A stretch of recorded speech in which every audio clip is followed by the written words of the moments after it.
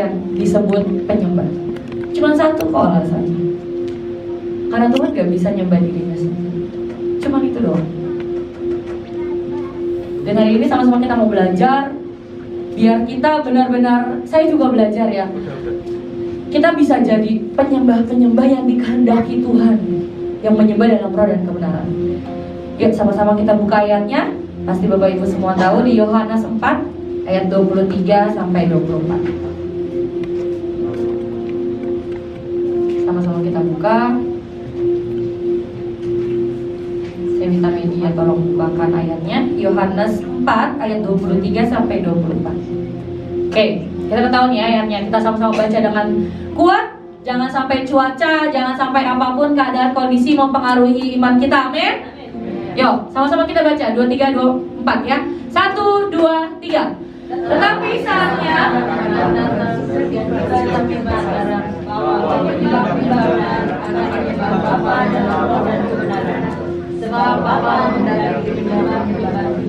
ayat 24. Allah itu dan barang siapa menyembah Dia harus menyembah roh. Amin. Di terjemahan lainnya di The Message saya langsung translate ya.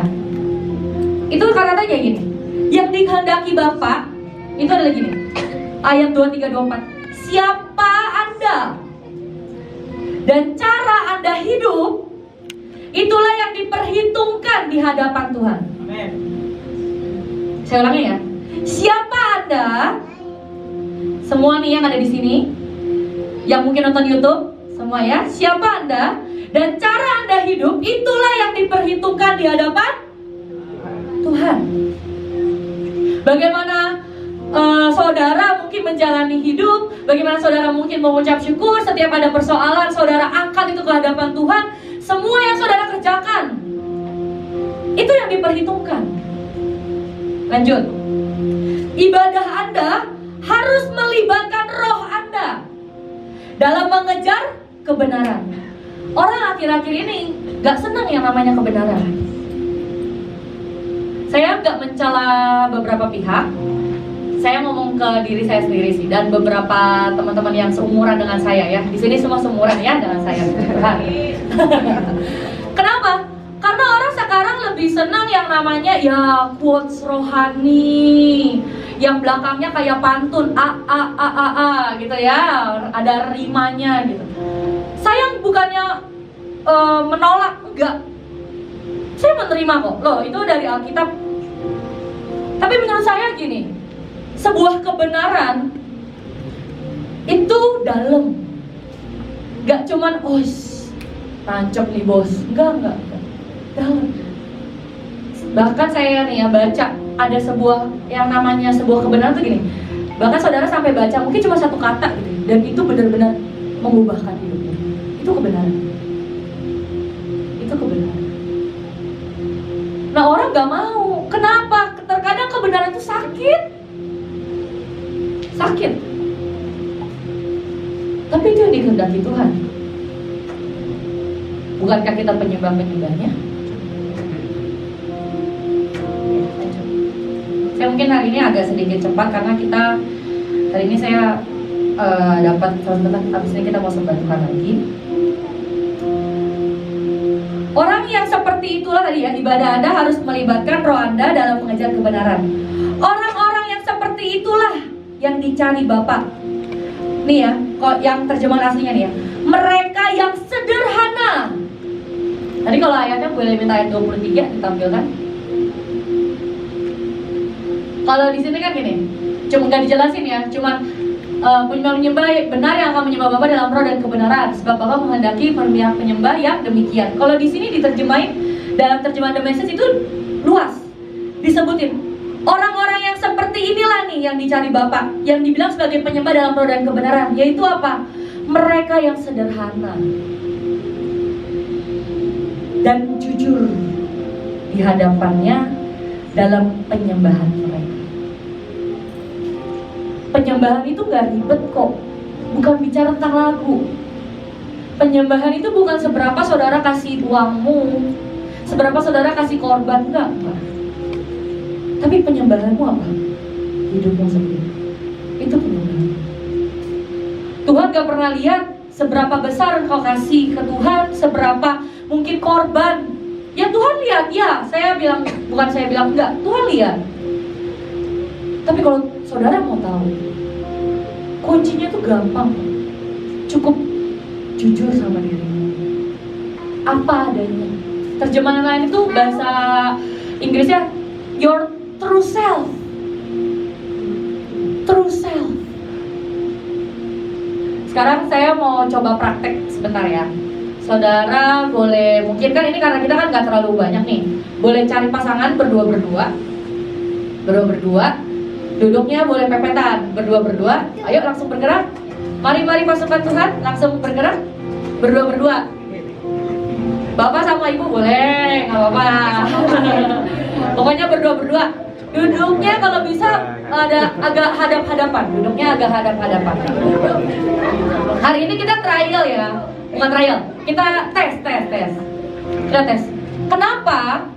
Gini, terkadang kita itu gak bisa lihat diri kita seperti apa. Benar gak? Betul gak?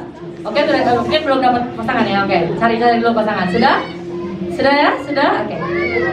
Kalau sudah boleh perhatian ke depan lagi. Terkadang itu kita gak bisa nilai diri kita dan kita gak bisa lihat diri kita sendiri.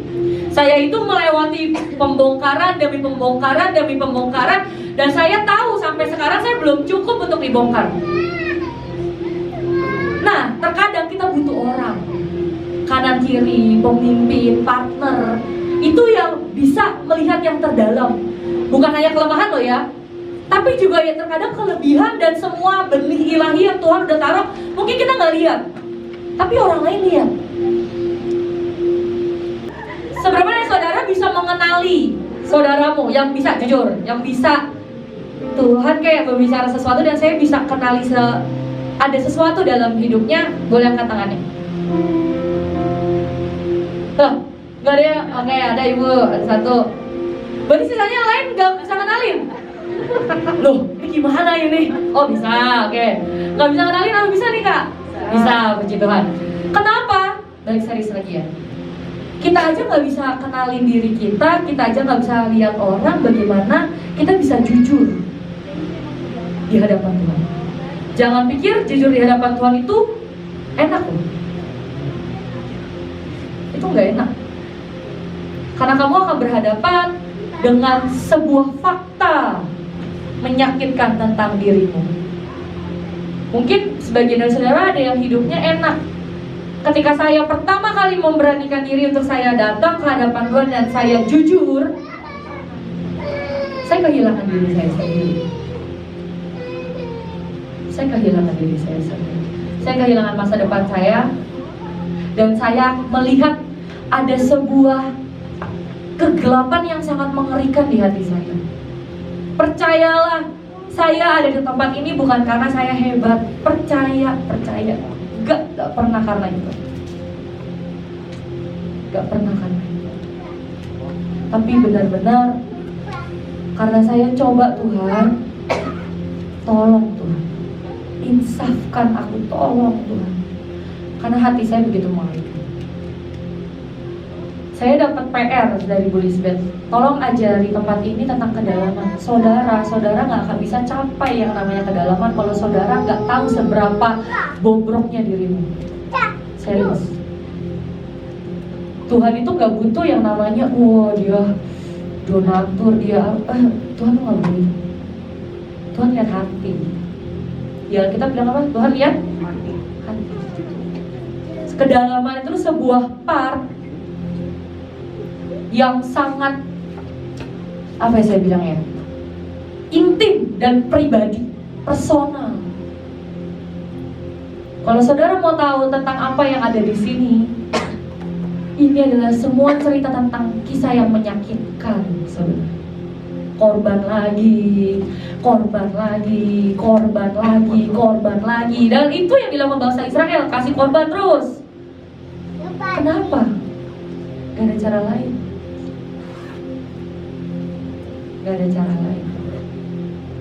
Sekarang gimana? Ya korbannya adalah hidup. Tuhan gak akan bisa lakukan sesuatu, kau gak akan sampai ke sebuah fase yang namanya kedalaman kalau engkau gak tahu seberapa bobroknya dirimu.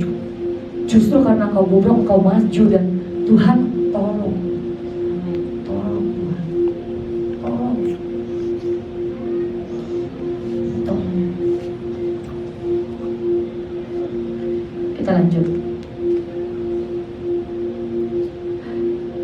Saya coba cari kata true atau benar, kebenaran. Itu bahasa aslinya di Alkitab tuh pakai terjemahan Yunani, aletinos. Artinya itu ada dua. Yang pertama itu berlawanan dengan apa yang fiktif, yang palsu, yang sebuah yang imajiner, simulasi atau pura-pura. Kepura-puraan kita, mungkin kepalsuan kita menganggap diri kita mengenal Tuhan, kita menganggap diri kita seorang yang layak, itu gak akan pernah bisa menggoyangkan surga. Itu gak akan pernah bisa yang namanya menyentuh Tuhan. Penyembah yang benar dalam roh dan kebenaran sendiri loh. Aku nggak gimana ya, nggak nyari atau gimana. Beneran ini artinya berlawanan dengan apa yang fiktif, yang palsu, yang imajiner, yang simulasi atau pura-pura. Dan arti yang kedua, apapun yang tidak hanya memiliki nama dan kemiripan, tetapi sifat nyata yang sesuai dengan nama, dalam segala hal sesuai dengan ide yang ditandai dengan nama nyata, benar, dan asli. Mungkin ribet ya, kalau aku jelasin kayak gini, kasih contoh. Saudara tahu yang namanya misalnya Setiawan, gitu ya. Setiawan berarti orang tuanya harap kalau kasih nama Setiawan artinya biar apa? Setia.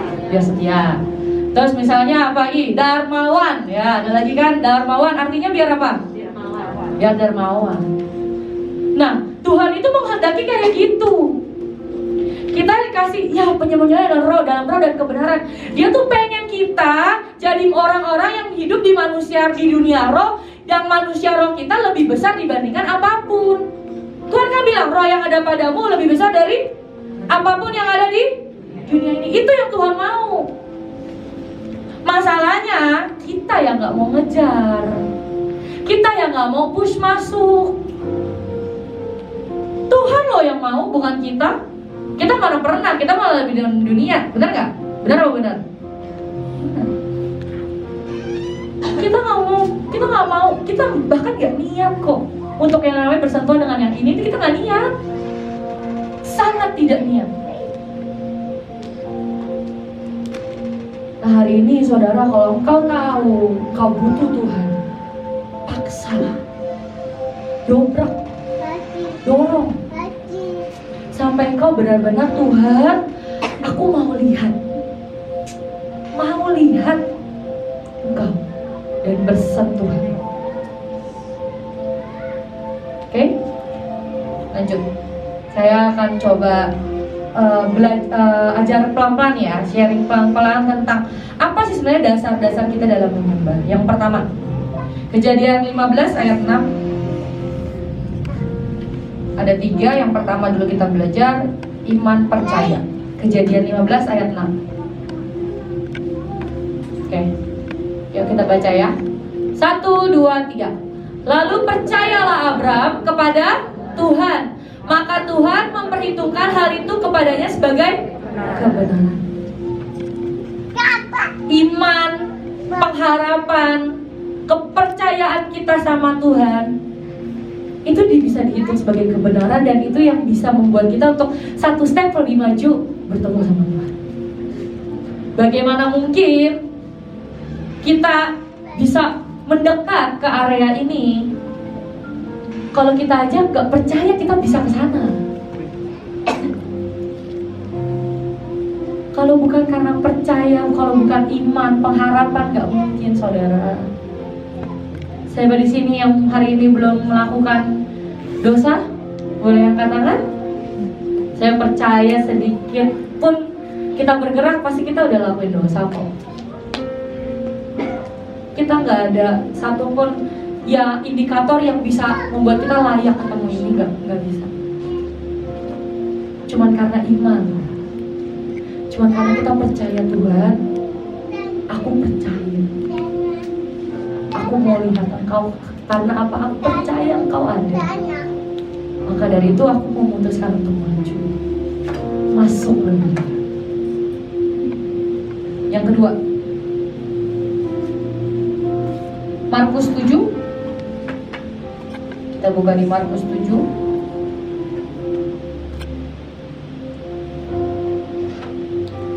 Markus 7 ayatnya yang ke-24.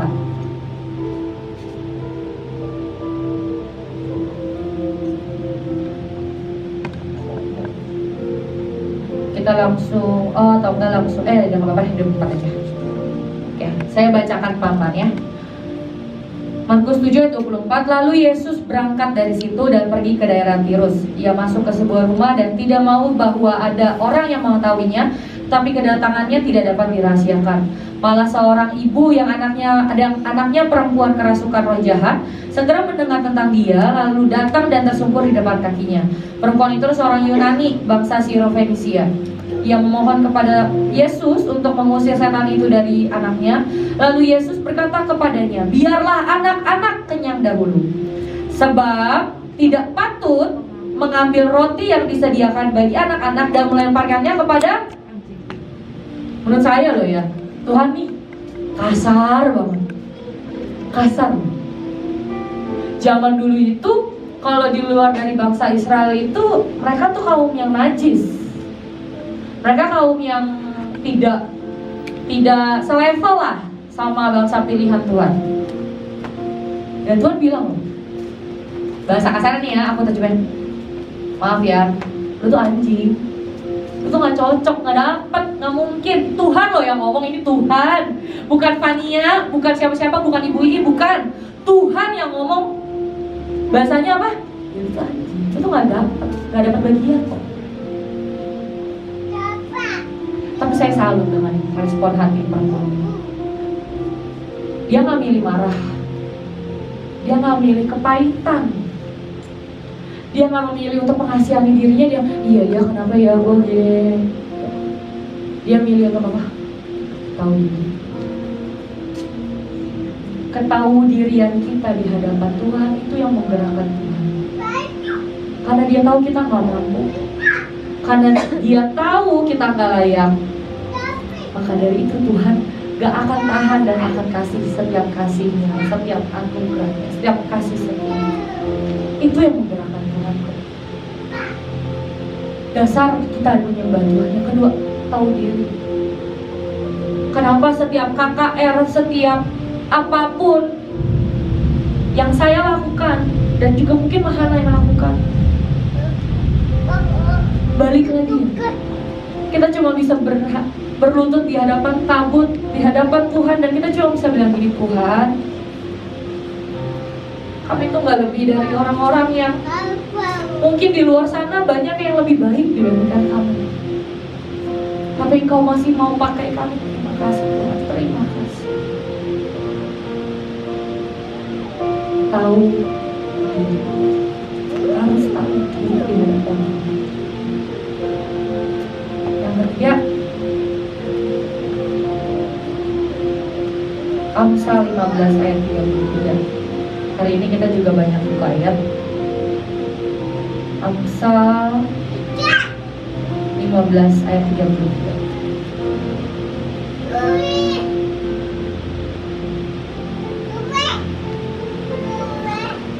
Amsal 15 ayat 33. Semua sudah dapat? Atau dari sini ya kita baca bareng-bareng. 1, 2, 3. Takut akan Tuhan adalah didikan yang mendatangkan hikmat, dan kerendahan hati mendahului kehormatan. Di Amplify, kata-kata seperti takut, tanda kutip hormat kepada Tuhan, yaitu dengan menyembah Dia dan menganggap Dia sebagai yang benar-benar mengagumkan. Adalah sebuah instruksi, sebuah arahan untuk kebijaksanaan. Dan sebelum adanya kehormatan, sebelum adanya pengangkatan, datanglah kerendahan hati. Ketika kita bisa punya pengharapan, kita punya takut akan Tuhan, pengenalan akan Allah, Tuhan pencipta alam semesta. Kita sadar Tuhan yang mengagumkan itu rela mati di kayu salib, tebus saya, tebus saudara. Itu jadi dasar engkau menyembah Tuhan. Itu jadi dasar engkau menyembah Tuhan. Yang terakhir,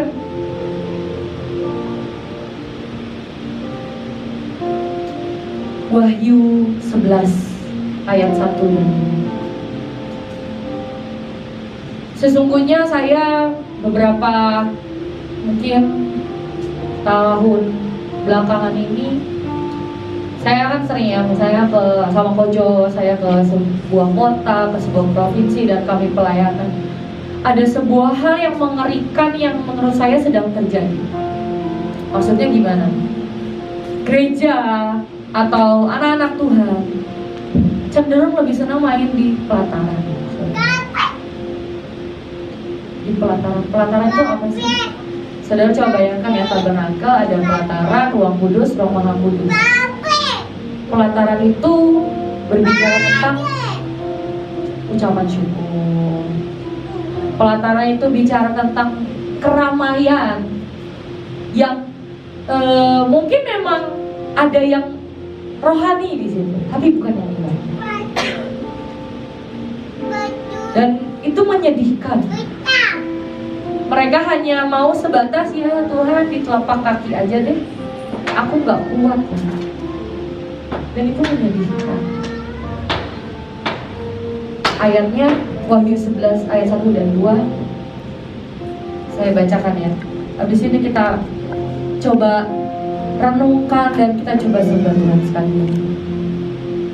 Kemudian diberikanlah kepadaku sebatang buluh seperti tongkat pengukur rupanya, dengan kata-kata yang berikut: bangunlah dan ukurlah bait suci Allah dan mezbah dan mereka yang beribadah di dalamnya. Tetapi kecualikan pelataran bait suci yang di sebelah luar. Janganlah engkau mengukurnya, karena ia telah diberikan kepada bangsa-bangsa lain, dan mereka akan menginjak-injak kota suci 42 bulan lamanya. Saudara, pelataran itu gak pernah cukup untuk kita mau ketemu Tuhan. Pelataran itu gak pernah cukup. Saya bukan anti tentang ucapan syukur. Saya bukan anti tentang yang namanya kita praise dan segala macam, kasih tepuk tangan bersorak-sorak itu, enggak. Saya bukan anti itu. Tapi itu gak cukup. Itu gak cukup. Kita udah terlalu sering dengar kabar kematian akhir-akhir ini. Mungkin sekarang ya saudara dengar ya, Solo sudah mulai masuk zona merah dan banyak virus, varian udah kayak just menurut saya ya, corona sekarang variannya makin banyak gitu. Dan keadaan makin gak tentu. Kita terlalu sering dengar itu.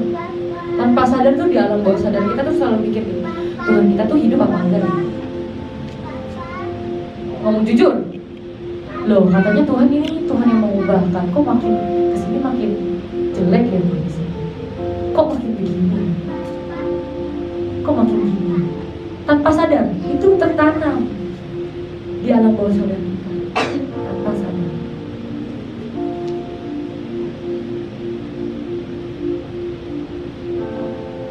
Padahal destiny kita adalah benar.